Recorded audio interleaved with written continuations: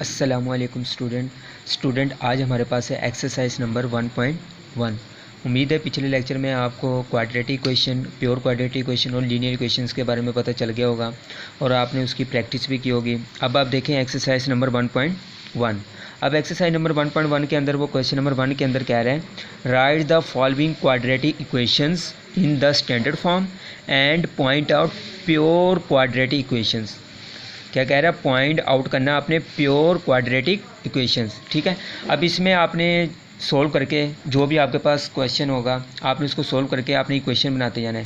जब आपके पास इक्वेशन बन जाएगी, दो आपके पास इक्वेशन बनेगी, जहाँ तो आपके पास क्वाड्रेटिक इक्वेशन बनेगी, जहाँ तो आपके पास प्योर क्वाड्रेटिक इक्वेशन बनेगी। ये आप देखें, ये सोल्व करने से आपको पता चलेगा कि कौन सी इक्वेशन बनती है। आपको क्वाड्रेटिक इक्वेशंस के बारे में भी पता है और आपको प्योर क्वाड्रेटिक इक्वेशन के बारे में भी पता है। तो जैसे आपका जो आपकी इक्वेशन बनेगी तो आपने उसके नीचे उसको पॉइंट आउट करते जाना है। अगर क्वाड्रेटिक इक्वेशन होगी तो आपने उसको क्वाड्रेटिक इक्वेशन से पॉइंट आउट कर देना है। अगर आपके पास प्योर क्वाड्रेटिक इक्वेशन होगी तो आपने उसको प्योर क्वाड्रेटिक इक्वेशन से पॉइंट आउट कर देना है। जैसा कि आपका क्वेश्चन नंबर 1 का फर्स्ट पार्ट है। अब देखें ज़रा, x+7 into x - 3 into is equal to -7। ठीक है, अब आपका ये सवाल है, अब आपने इसको सोल्व करना है।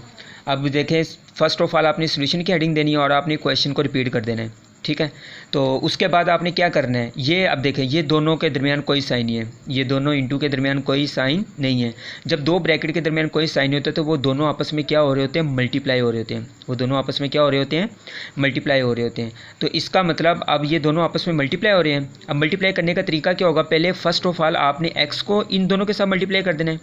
पहले आपने एक्स को x - 3 के साथ मल्टीप्लाई कर देना है, ये मैंने कंडीशन बना दी है। ठीक है, उसके बाद फिर आपने +7 को x - 3 से मल्टीप्लाई करना है, ये मैंने कंडीशन बना दिया है कि +7 को x - 3 से आपने क्या करना है? मल्टीप्लाई करना है। ये इज इक्वल टू -7 इसी तरीके से रहेगा। उसके बाद अब ये x इन दोनों के साथ क्या हो रहा है? मल्टीप्लाई हो रहा है। तो उसी तरीके से आपने पहले x को x के साथ मल्टीप्लाई कर देना है। आपको पता है 9th क्लास में आपने सीखा होगा कि जब x कोई भी वेरिएबल सेम होते हैं, जब वो आपस में मल्टीप्लाई होते हैं तो उनकी पावर आपस में प्लस हो जाती है। एक और बात, जिस वेरिएबल की कोई पावर नहीं होती उस वेरिएबल की पावर क्या होती है? 1 होती है। अब फॉर एग्जांपल जैसा कि ये x और x, अब इसकी पावर कुछ नहीं होती, इसका मतलब इसकी पावर भी 1 है और इस x की पावर भी 1 है।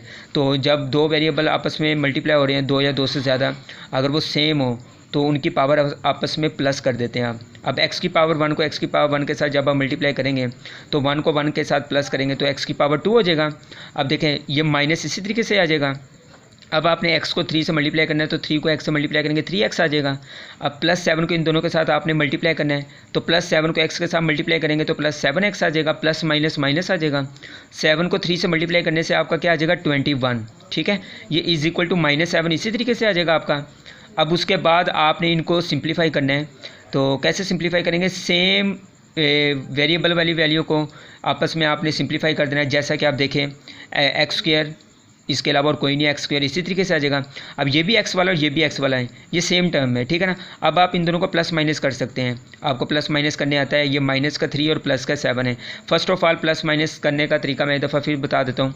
आप देखिए, ये -3 और +7 है। अब मुझे ये बताएं फर्स्ट ऑफ ऑल ये दोनों के साथ इन दोनों में से कौन सी वैल्यू बड़ी है? 7 बड़ा है या 3 बड़ा है? अब डेफिनेटली ये 7 बड़ा है, तो 7 के साथ प्लस है तो आंसर के साथ प्लस साइन आएगा। अब अगर प्लस माइनस में अगर एक प्लस का हो दूसरा माइनस का हो तो वो हमेशा आपने माइनस ही करना है। अब ये -3 और +7 है, 7 में से 3 निकालें तो आपका आंसर क्या आएगा? +4x। आंसर क्या आएगा आपका? +4x। अब उसके बाद ये -21 इसी तरीके से रहेगा, -7 इज इक्वल टू से कोई भी साइड लेफ्ट टू राइट या राइट टू लेफ्ट जिन लेकर आते हैं, प्लस वाली माइनस हो जाती है और माइनस वाली प्लस हो जाती है। अब ये -7 उठा के इधर लेकर आएंगे, अब ये +7 हो जाएगा इज इक्वल टू, जाहिर बात है इधर कुछ नहीं है तो इधर 0 रह जाएगा। अब ये दोनों कांस्टेंट है, मैंने अभी आपको बताया x² वाले को x² वाले के साथ सिंप्लीफाई करेंगे, x वाले को x वाले के साथ सिंप्लीफाई करेंगे, कांस्टेंट वाले को कांस्टेंट वाले के साथ सिंप्लीफाई करेंगे। एक जैसे वैल्यू वाले को आपस में सिंप्लीफाई कर देना है आपने। अब ये -21 है और +7 है। अब आपने क्या करना है? 21 में से 7 निकालना है। जब आप 21 में से 7 निकालेंगे तो आपका आंसर क्या आएगा? -14 इज इक्वल टू 0। अब ये आपके पास देखें, ये आपके पास क्या इक्वेशन बनी है? x² + 4x - 40। मैंने आपको बताया था ऐसी इक्वेशन जिसमें किसी भी वेरिएबल की हाईएस्ट पावर 2 हो, फिर उसके बाद x है, फिर कांस्टेंट है, उसको हम क्या कहते हैं? क्वाड्रेटिक इक्वेशन कहते हैं। तो आपने इसको पॉइंट आउट कर देना है, ये हमारे पास क्या है? क्वाड्रेटिक इक्वेशन है। ये था आपका पार्ट नंबर 1। उसके बाद आपके पास है पार्ट नंबर 2। क्वेश्चन नंबर 1 का। अब आपके पास है x square plus 4/3 minus x/7 is equal to 1। अब देखिए ये दोनों, जैसा कि 9th क्लास में आपको बताया था, जिस तरह 2 या 2 से ज़्यादा फ्रैक्शन फॉर्म, जब 2 या 2 से ज़्यादा फ्रैक्शन फॉर्म के दरमियान प्लस माइनस आ जाए तो आप उनका क्या लेते हैं, एलसीएम लेते हैं। अब देखना ये दोनों फ्रैक्शन फॉर्म है, ये दोनों कौन सी फॉर्म है, फ्रैक्शन फॉर्म है, तो इन दोनों में क्या आ रहा है, माइनस आ रहा है, तो इसका मतलब आप इन दोनों को क्या लेंगे, एलसीएम लेंगे, इन दोनों को क्या लेंगे, एलसीएम लेंगे। तो आपने 3 और 7 का पहले आपने सॉल्यूशन की हेडिंग दे देनी है, फिर आपने क्वेश्चन को रिपीट कर देना है। ये क्वेश्चन को रिपीट जो सा पेपर चेकर होता है उस पर अच्छे असर डालता है कि जब आप क्वेश्चन को रिपीट करते हैं, एक आपका जो सा क्वेश्चन होता है वो एक खूबसूरती के साथ आपका फिर आप सोल्व करते हैं उसको, ठीक है ना। अब ये आपके पास है x square plus 4/3 minus x/7। अब आपने 3 और 7 का लेना है एलसीएम। 3 और जब आप 7 का एलसीएम लेंगे वो आपका आएगा 21, वो आपका क्या आएगा 21। अब आपने क्या करना है, ये 3 और 7, ये देखो ना 3 ना 7 के टेबल पे डिवाइड होता है ना 7 3 के टेबल पे डिवाइड होता है। अब आपको पता है जब 3 और 7 का आपने एलसीएम लेना है, ये देखें एलसीएम ले रहा हूँ मैं, 3 और 7 का जब आपने एलसीएम लेना है तो आपने क्या करना है, देखें 3 3 के टेबल पे डिवाइड होगा, ये इसी तरीके से आ जाएगा 3 1 3, जबकि 7 3 के टेबल पे डिवाइड नहीं होता, 7 इसी तरीके से आ जाएगा। अब ये 7 7 के टेबल पे डिवाइड होगा, 1 इसी तरीके से आएगा, 7 1 7। अब साइड पे आपका बचता है 3 और 7, साइड पे आपका क्या बचता है 3 और 7, तो जो आपका साइड पे बचता है आप उन दोनों को आपस में मल्टीप्लाई करते हैं, 3 और 7 को मल्टीप्लाई करेंगे तो आपका आंसर क्या आएगा 21 आएगा। अब उसके बाद आपने देखना है फर्स्ट डिनोमिनेटर में क्या है, फर्स्ट फ्रैक्शन के डिनोमिनेटर में आपके पास है 3, ठीक है ना। तो फर्स्ट ऑफ ऑल आपने 21 को 3 पे डिवाइड करना है। आपने ये देखें 21 को किस पे डिवाइड करना है, 3 पर। जब आपने डिवाइड करना है तो आपका आंसर क्या आएगा, 7 आएगा। जो आपका आंसर आएगा उस आंसर को आपने क्या करना, फर्स्ट डिनोमिनेटर में जो नोमिनेटर में होगा, नोमिनेटर में क्या आ रहा है एक्स स्क्वायर प्लस 4, तो इसका मतलब इस 7 को आपने एक्स स्क्वायर प्लस 4 के साथ क्या कर देना है, मल्टीप्लाई कर देना है। ये माइनस इसी तरीके से आ जाएगा आपका।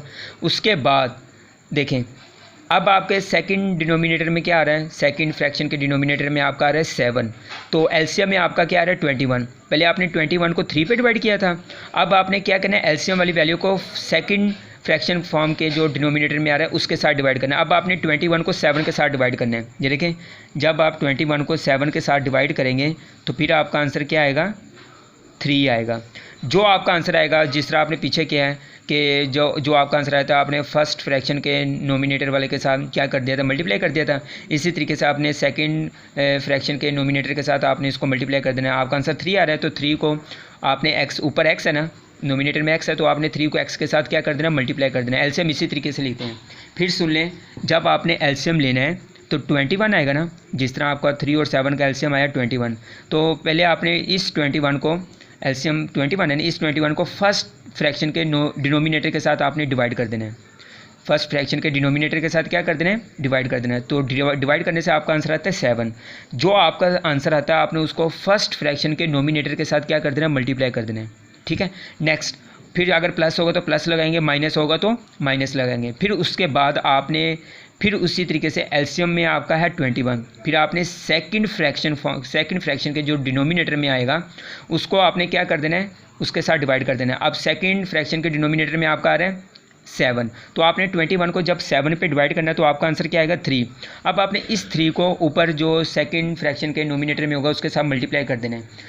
3 को अब x से मल्टीप्लाई करेंगे 3x हो जाएगा, ये इज इक्वल टू 1 इसी तरीके से रहेगा आपका। नेक्स्ट, अब आपका क्या है, ये दोनों 7 इन दोनों के साथ क्या हो रहा है, मल्टीप्लाई हो रहा है। 7 को एक्स स्क्वायर से मल्टीप्लाई करेंगे 7x² प्लस 7 को 4 से मल्टीप्लाई करेंगे 28 माइनस ये 3x इसी तरीके से रहेगा इज इक्वल टू 1। अब 21 इधर डिवाइड हो रहा है, इधर आके क्या हो जाएगा, मल्टीप्लाई हो जाएगा। अब 7x² प्लस 28 माइनस 3x, अब इज इक्वल टू 1 को 21 से मल्टीप्लाई करेंगे 21 आ जाएगा। अब 7x² माइनस, अब मैं इसको अरेंज कर रहा हूँ, पहले x, आज जिस तरह आपको क्वाड्रेटिक इक्वेशन के अंदर पता है पहले आपका x² आता है, तरतीब आपको पता है, पहले x² फिर x फिर कांस्टेंट, इसलिए मैं x को पहले लेकर आ रहा हूँ। ये प्लस 28 इसी तरीके से रहेगा। अब ये प्लस का 21 इस साइड पे आकर माइनस का 21 हो जाएगा। अब देखें मैंने आपको कहा था एक जैसे वैल्यू को आपस में आपने सिंप्लीफाई करना है, जिस तरह x² वाले को x² वाले के साथ करेंगे, x वाले को x वाले के साथ करेंगे और कांस्टेंट वाले को कांस्टेंट वाले के साथ आपने क्या करना है, प्लस माइनस करना है।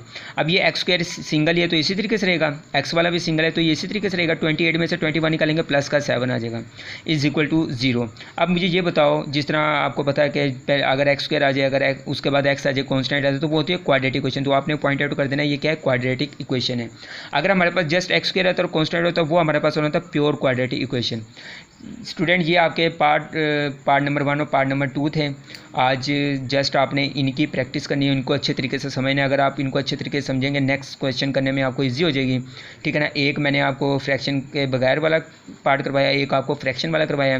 अगर आप ये फ्रैक्शन वाला करेंगे, इसके नेक्स्ट जितने भी रिमेनिंग पार्ट है वो इसी तरीके से होंगे, ठीक है। वो मैं आपको नेक्स्ट लेक्चर में एक दफ़ा समझा दूंगा। तो आपने इसकी बार बार प्रैक्टिस करनी है। जब आप बार बार प्रैक्टिस करेंगे, प्रैक्टिस करने का तरीका मैंने आपको बताया है कि दोबारा मैं फिर बता देता हूँ कि प्रैक्टिस करने का तरीका क्या होता है। पहले आपने क्वेश्चन को अच्छे तरीके से देख लेना है, ठीक है ना। जिस क्वेश्चन को आपने सोल्व करना है उसको आपने अच्छे तरीके देख लेना, समझ लेना कि किस तरीके से आपने किया हुआ है वो, ठीक है ना।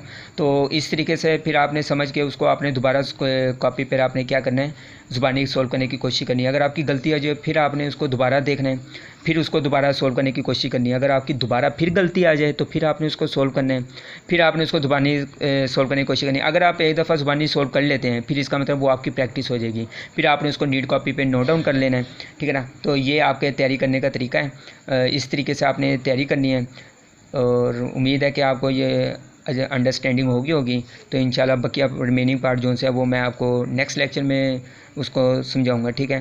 तो आपने इसकी जो आपको जिस तरीके से तैयारी करने का तरीका बताया है इस तरीके से आपने इसको तैयार कर लेना है। तो इंशाल्लाह नेक्स्ट लेक्चर में मुलाकात होगी। अल्लाह हाफ़िज़।